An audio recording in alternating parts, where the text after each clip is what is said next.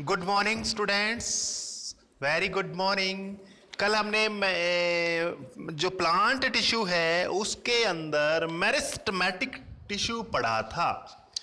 Meristematic tissue क्या था बच्चों? मेरिस्टेमेटिक था जो टिश्यू उनकी जो कह सकते हैं ग्रोथ के लिए रिस्पॉन्सिबल था। किनकी? प्लांट्स की ग्रोथ के लिए जो टिश्यू रिस्पॉन्सिबल था वो मेरिस्टेमेटिक टिश्यू था, है ना? याद रखना है।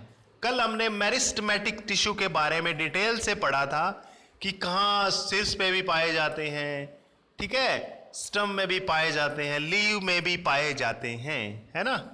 तो कहने का मतलब बच्चों देखो, इसमें आज हम कल का ही एक तरह से रिवीजन कह सकते हैं, थोड़ा मोर एडवांस हम कर सकते हैं इसको, ठीक है। कई बार पूछ लिया जाता है मेरिस्टेमेटिक टिश्यू की क्या कैरेक्टरिस्टिक्स है या फिर उसकी जो फीचर्स हैं, ठीक है। मेरिट्स तो नहीं बोल सकते हम, मेरिट्स तो क्या बोलेंगे इसको, फीचर्स ही बोलेंगे हम, ठीक है। प्रॉपर्टीज बोल सकते हैं, प्रॉपर्टीज क्या बोल सकते हैं, प्रॉपर्टीज, ठीक है।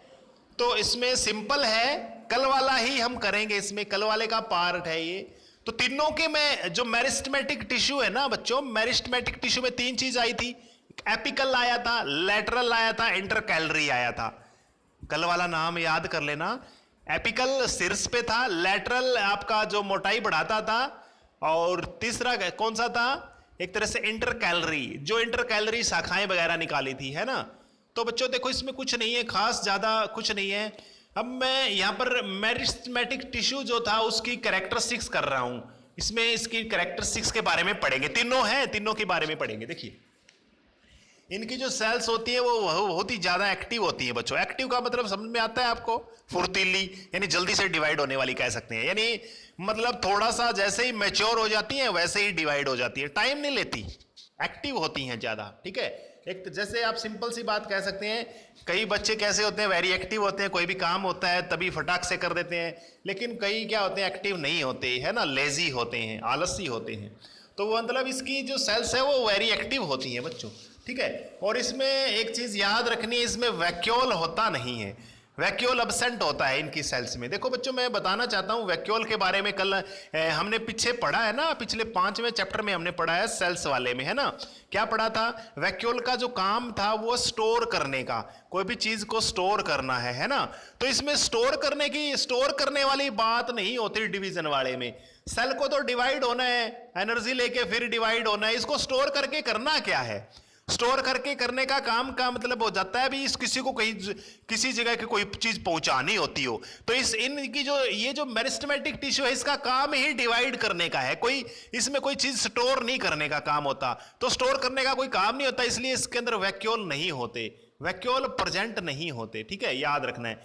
नेक्स्ट करते हैं, इसके अंदर और चीज याद रखते हैं, इसका जो साइटोप्लाज्म होता है वो बहुत ही ज्यादा डेंस होता है, यानी सघन कह सकते हैं, ज्यादा डेंस होता है। और प्रोमिनेंट न्यूक्लियाई कह सकते हैं, इनकी जो सेल्स होती हैं उनके अंदर प्रोमिनेंट यानी स्पष्ट दिखने वाले केंद्रक होते हैं, न्यूक्लियस होते हैं, ठीक है। न्यूक्लियस की इसमें हम कह सकते हैं प्लूरल कर दिया मैंने यहां पर, न्यूक्लियाई, है ना।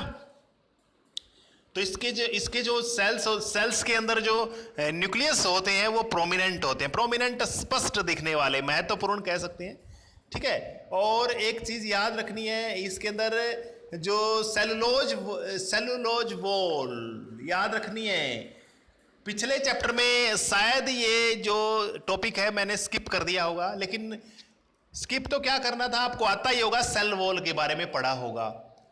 सेल वॉल क्या होती थी आपको पता है? एनिमल सेल के अंदर होता क्या है, चलो मैं पहले प्लांट एनिमल सेल के अंदर जो बाहर वाला आवरण है ना, बाहर की जो परत है, जो कवर है, कवरिंग है, उसको क्या बोलते थे, क्या बोलते थे उसको?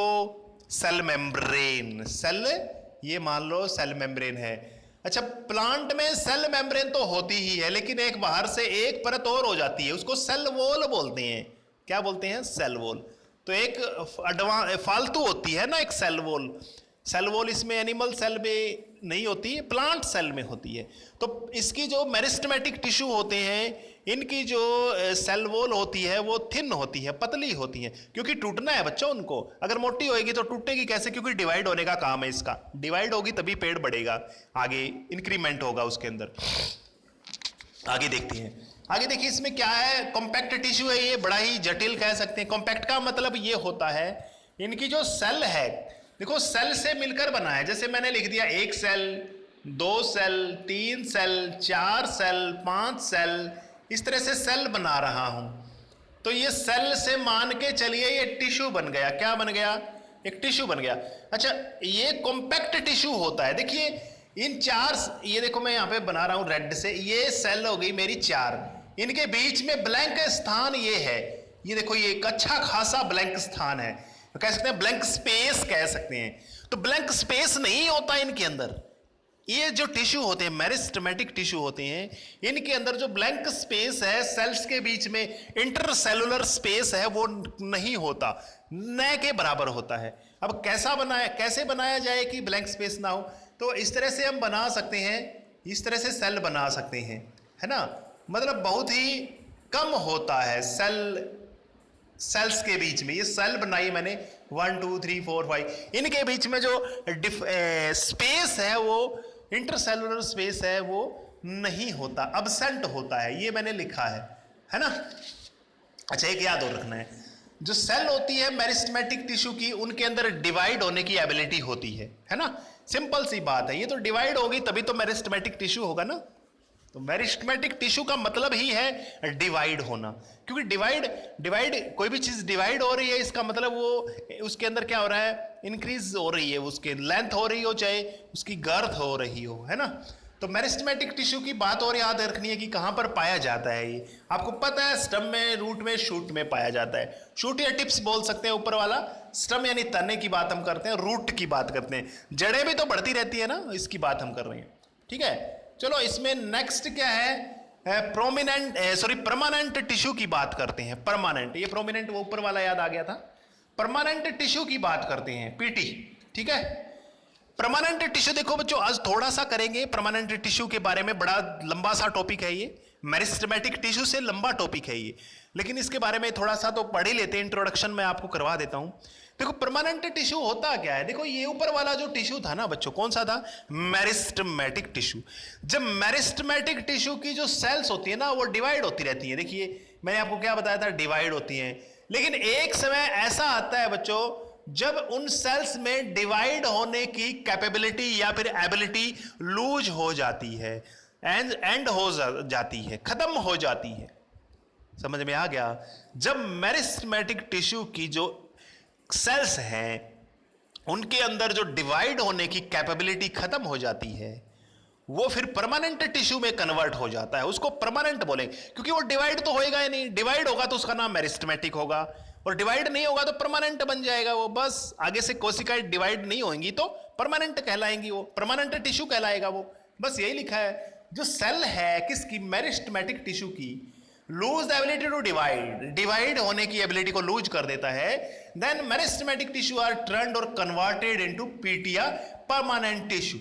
उसको परमानेंट टिश्यू बोलते हैं। ठीक है, सिंपल सा है। और इसमें एक याद रखनी है, जो ये परमानेंट टिश्यू होते हैं इनका जो शेप है, साइज है, फंक्शन है, वो से कैसे क्या होता है, डेफिनेट होता है, एक निश्चित होता है।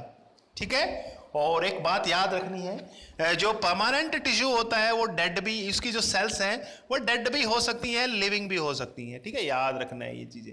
काफी सारी चीजें होती है जो आपको दिमाग में बैठानी है। देखो थोड़ा सा किया है मैंने, कल हम परमानेंट टिश्यू के बारे में पूरी डिटेल से टॉपिक वाइज करेंगे। हम करेंगे कि परमानेंट टिश्यू कितने प्रकार का होता है। देखो पहले मैंने क्या किया था, टिश्यू किया था, टिश्यू पढ़ा था कल। टिश्यू किया था कौन कौन सा, एनिमल टिश्यू और प्लांट टिश्यू, है ना। तो एनिमल को एक बार बाद में करेंगे, पहले प्लांट टिश्यू मैंने करवाया था स्टार्ट। कौन सा करवाया था, प्लांट टिश्यू।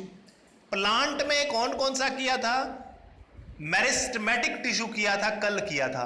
और दूसरा बताया मैंने परमानेंट।